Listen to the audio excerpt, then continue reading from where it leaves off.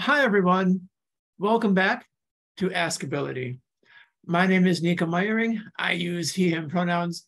I'm a white man with parted blonde hair, large dark spectacles, and a green sweater on top of a purple flannel collared shirt.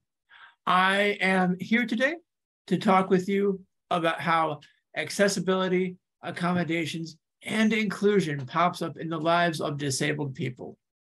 I'm honored today to be joined by my friend Steve Williams. Steve, go ahead and introduce yourself.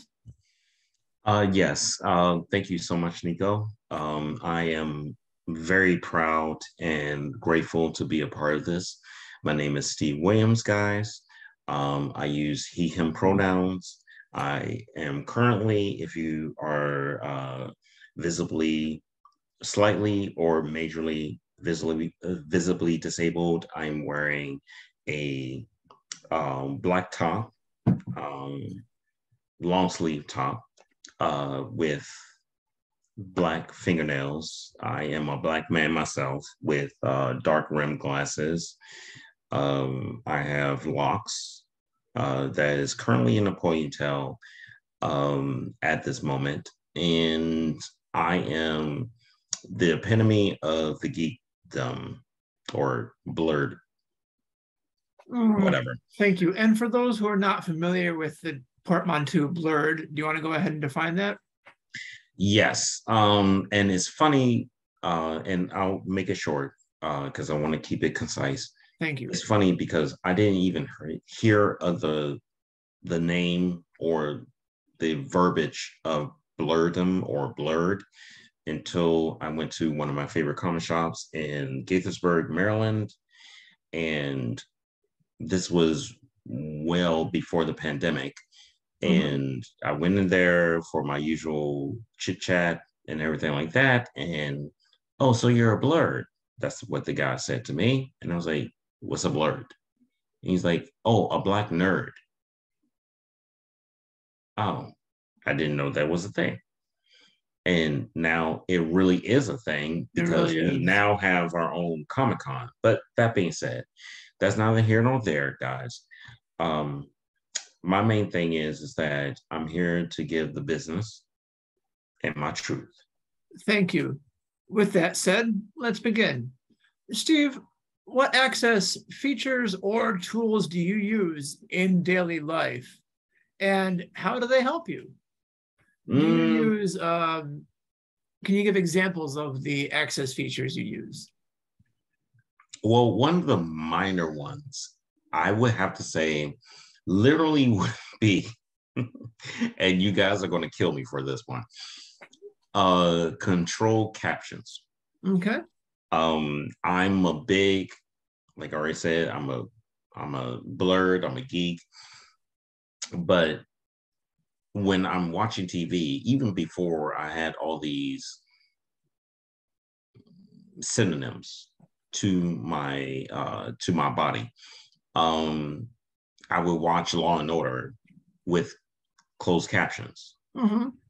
And I kept doing that because sometimes you find that you miss something. And for those who are blind or visibly impaired, so they're not completely blind, but they're 20%, 15%, or, you know, a little bit more than that with impaired visibility, you know, it really helps.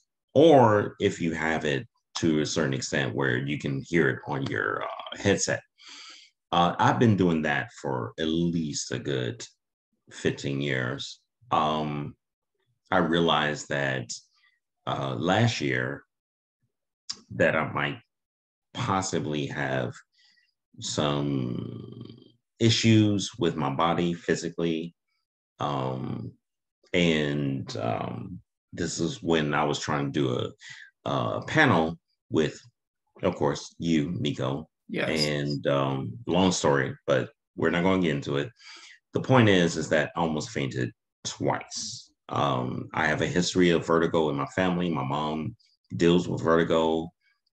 We also have history of Alzheimer's, dementia, and diabetes. There we go. So it's kind of like the older I get, because I'm almost 40, the more that I realize that I need to impart on these ideologies and, make sure that I can get things done. But to answer your question fully, going back to the CC, that has been the main thing. However, I think that um, in panels and when people are coming up for our particular festivals, there needs to be something a little bit more grounded. So, and I know that another question that you have will touch on that, but I just wanted to say that last part. I appreciate that. Thank you so much. Yes, indeed. I often find that captions can be useful even for someone like me. And I've not usually considered myself someone who is like hard of hearing or part of that community. But even if you have like an auditory processing disorder, or even if your surrounding environments are just damned noisy, closed captioning can help you. I see you in that. And I also see you in realizing the importance of family hereditary diseases or conditions you might be more susceptible to as you age. I'm reminded of some kind of foreboding poem I once read. You think these things will never happen to you until one by one they do, which is life in a nutshell. Steve, let's proceed to question 2. What access features or tools would make the biggest improvement in your life currently? Honestly, Maryland not being so fickle, as I just received my first car in literally 12 years. Actually, longer than that. But that was me joking, guys. But to be serious, and I'm taking it out of the personal part. I'm taking it into the general part. Making sure that every single place that you go to is accessible. The problem is that, you see these particular places like Starbucks or I don't know, Chick-fil-A. I'm naming places that are near me, like down the street. And yeah, they have that one little edge. I mean, it's wide enough to get someone who is in wheelchair bound, or someone who is particularly blind or hard of seeing, and they have the beep boops. That's what I call them, but you know what I mean. I had the name in my head and I completely forgot about it as soon as I said beep boops. Yes, accessible and inclusive crosswalks often have a tactile component and an auditory component to help people of all ability levels and of all disabilities know when it is safe to use that crosswalk. I should also add that we typically refer to folks who use wheelchairs as just wheelchair users. They're not confined to wheelchairs or anything else like that. Wheelchairs are often a huge freedom granting device. No, that's absolutely right. And I actually felt bad about the fact that, and this is going back to when you and I, this year, mind you guys, it was this year when I almost fell down for the second time. And that's when they finally brought out the chair. And the geek in me went straight into John Locke from Lost. If you guys don't know Lost, 2004 to 2010, watch the show. It's actually amazing, but we're not talking about that. That's for Ask Me fandom and people with disabilities. Watch that video. Anyway, yeah, I'm celebrating that because we did a really good job for those 2 videos that we talked about Lost. That being said, I think that it because of the fact that it wasn't until the second time and the people that were there recognized me and they brought the chair out, I said, no. Now, what I want, what I think should happen, and this is just off the top of my head since this is the second question, I think what should happen is that it should be a universal thing.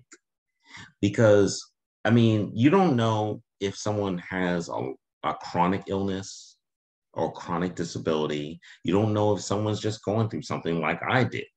I mean, I have a chronic disability, but at the same time, that at that moment, though that disability doesn't affect how I can walk and speak and talk, but it just happened because of the fact that, you know, certain situations, I'm not going to talk about it, certain situations happened where I didn't have enough water, I didn't have enough sleep, and I was so revved up that my body gave weight. What I think, going back to the question, is what we need is we need that 24/7. We need someone to be there. We need the accessibility to be there 24/7. So even if someone else is not there, we need to make sure that we can take care of ourselves, because the main thing is all we want to do is just take care of ourselves. That's it. I mean, if we need to ask for help, that's asking for help, but it's from our own volition. It's not about, oh, we're just going to placate on our disability. No, that's what people already think about us, but that's not who we are. And that's what people need to realize. Fantastic. Thank you, Steve. Yes, I can concur that universal design for access is a worthy part of public planning, and more facilities and public spaces can be designed to include everyone. Mm-hmm. All right, I am on kind of a time crunch here, Steve, so we do have to move on. Mm-hmm. How are disabled people included or excluded in your communities? Are there people or groups who are advocating for better inclusion?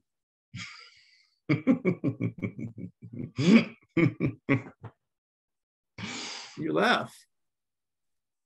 I laugh because of the fact that, number one, I was sitting there as you were talking, and then I went over to have a little bit of water.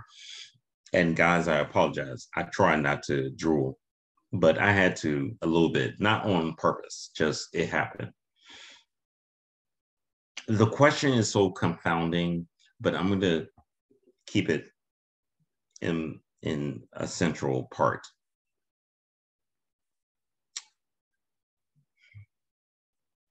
I'm going to go to the second part. Okay. Are there people or groups advocating for better inclusion? Yes. Yes and no. Okay.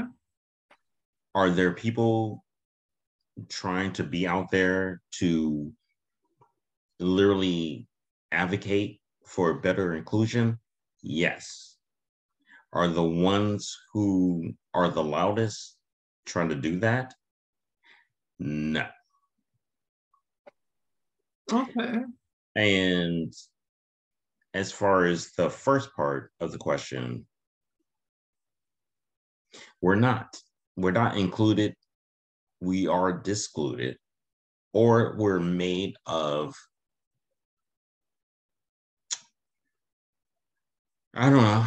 I mean, it depends on how society treats us. I mean, we're not completely excluded, but I know as far as being an American, because I can only talk from America, mm-hmm. I can't talk about any other races or genres, not genres, but races or cultures or anything like that outside of North America, the United States of America, specifically because of the fact that I don't live in those other places. So that's the reason why I say those things.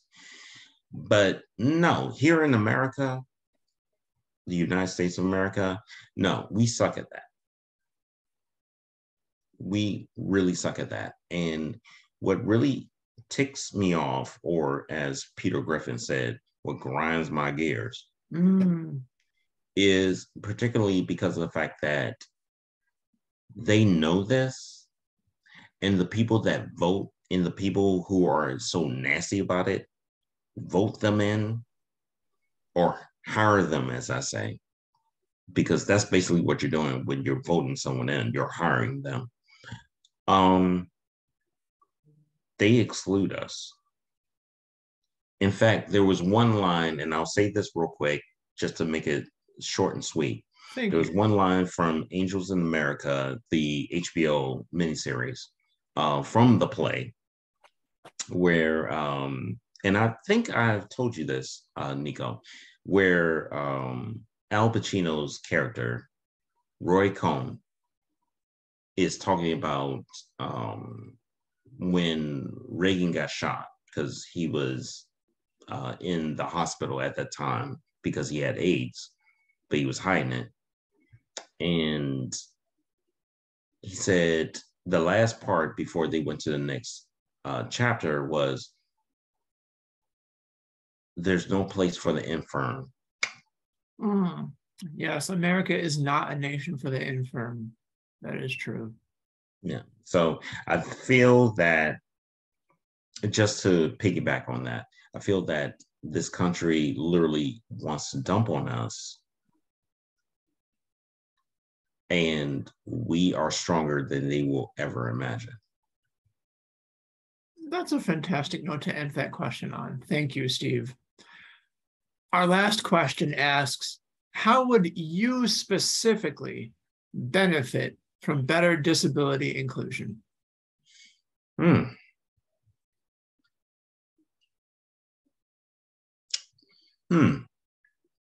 could finally find a good husband. Okay. But no, actually, that is true. By the way, guys, that is true. Nico and you guys out there. Do you think that ableism is a significant cultural force in the gay community? Hell yeah. Okay. Yeah, I mean, for me, once I the only thing that doesn't disparage me is the fact that I look good, black don't crack. The fact that I'm undetectable, my viral load is low. All these stupid kids. I mean, I shouldn't call them kids because I'm not dealing with kids. All these younger guys are on PrEP. So you think that they can just fuck everything they want. And I'm like, yeah, I learned from when I was younger. Can't do that. That being said, okay, take the whole sexuality out of it. My main thing is like,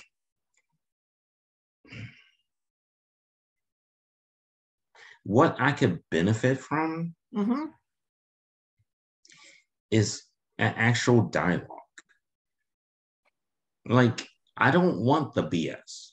Like, my sister literally just watched the Jeffrey Dahmer Netflix series. I believe I told you about that yesterday. And it really ticked me off when she sent me the message, the text that she sent me. Guys, I'm not going to bother you with that one. And it's not relevant either.